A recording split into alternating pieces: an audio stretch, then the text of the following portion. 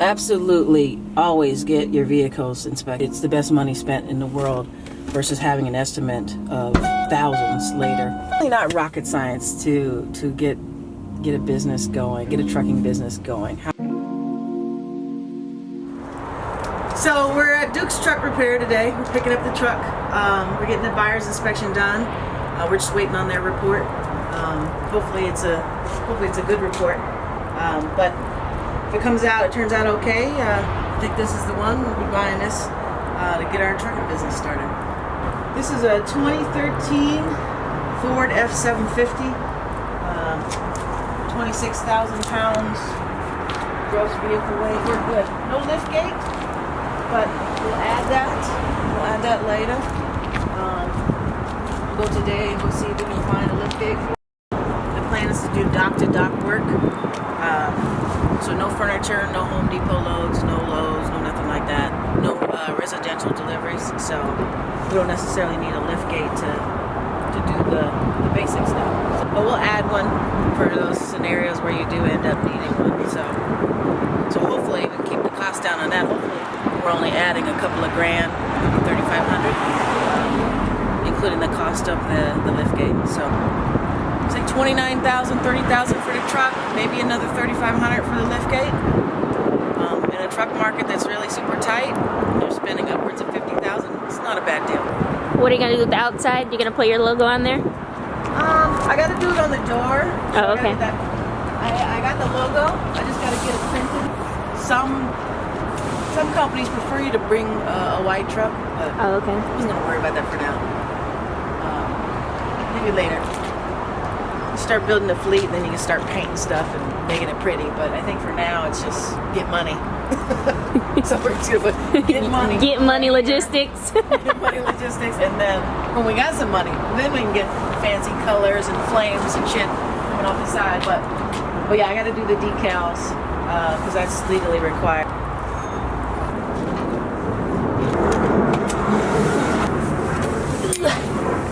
I got an ox. Put an ox cord in here. Have us some music. Or I'm gonna have to take the deck out.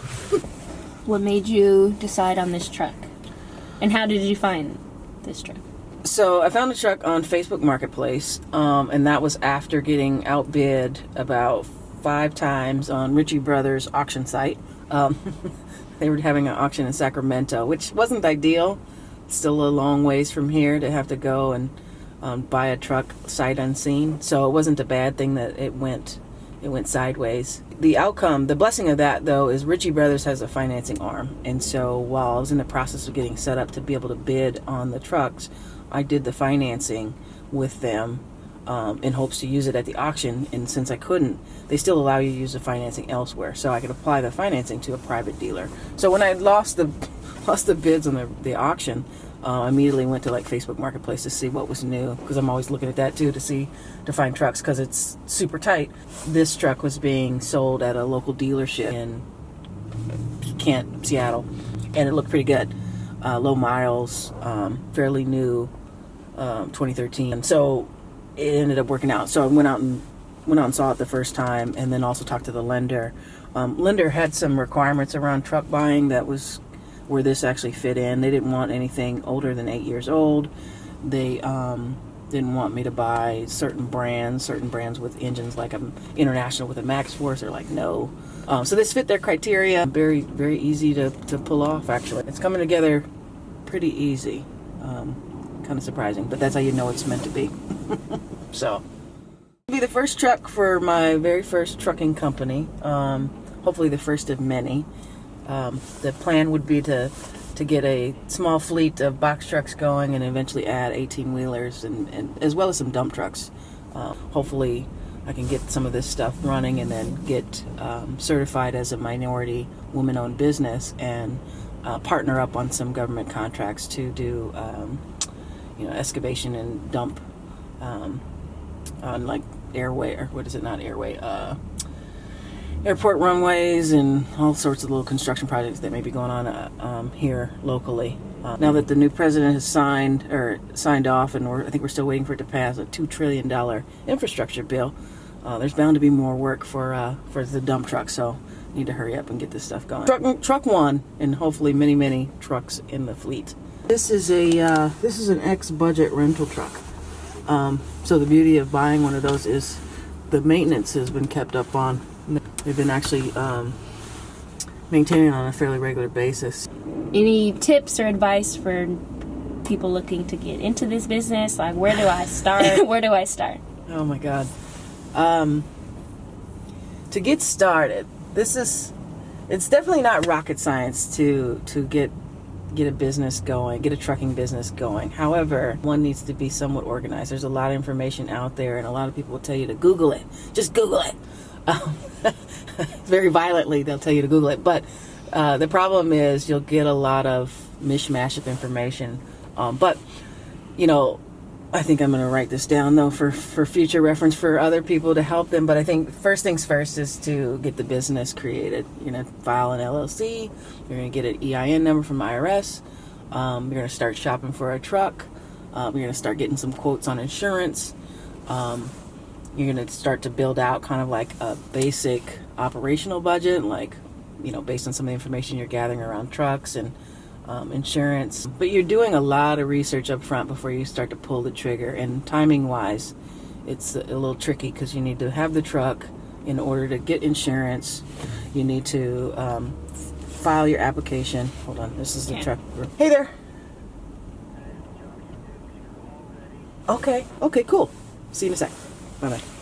Not much wrong with the truck except for a few things. He's coming on here to come point that out. Absolutely always get your vehicles inspected. Not even just trucks, man, even personal cars. You never know what you're buying until you have a mechanic take a look at. Even on my personal vehicles, I've bought cars and looked them over. They look great, they're pretty, but you get a mechanic to look at it and you find out it's a piece of crap underneath the hood. It's not expensive. I think these guys are charging me about $135 to look this vehicle over. It's the best money spent in the world versus having an estimate of thousands later. The box down, and this shim's kind of deteriorating. Okay. I've seen a lot worse, Yeah. but these will need tightened up. Okay. Is that something you guys can do? That's something we can do. Okay, so we just got the verdict from the mechanic. Inspection is awesome. Very minor repairs that need to be done. The shim that sits between the box and the chassis is kind of breaking down a little bit. You know, time probably does that, plus environment. But a couple $100 maybe to fix that. The bolts, the U-bolts that hold the box down to the chassis as well are a little bit loose. These guys said that they could fix it, maybe a couple $100, easy. $135. You know, I'm pleasantly surprised that this, you know, didn't have any more issues. They actually told me on the phone they had a client that had just been in here, was buying a Ford 550, and the owner said the truck looked beautiful, but the problem was the truck was crap, and so thousands of dollars of repair required. But the owner didn't know, the truck owner didn't know about them until after they bought it. So it really does pay to spend a few dollars up front to find out what potential issues you may be getting yourself into. It'd be quite expensive, but $200, I'm like, we'll do it now. So I'm gonna have these guys, after I finalize the purchase with the dealer, I'm gonna bring the truck back to these guys, have them do the repairs, have them do the DOT inspection, and then we're on the road. So I didn't answer some for you. Oh, that's good. Hit me in the comments. Okay, that's a yeah, close out. So I just wanted to make this video. When doing something new, I know it's important sometimes to see people that look like you. And particularly for me, I like to, you know, if I'm using YouTube or Google and I'm looking into doing something new, something that might be kind of scary, it's helpful to know that others before you know, they look like you, they have a similar lifestyle, they have some similarities, and that kind of gives you a vote of confidence, like, I'm going to do this, I can do this, it's possible. So I thought by making this video, it would be helpful to others who come behind me wanting to do the same thing, give them a little confidence that yeah, it can be done, it's possible. Not only being a woman, but being an African American woman out here trucking. Hopefully this is the first of many videos. Like, comment, and subscribe, and hope to see you in the next one.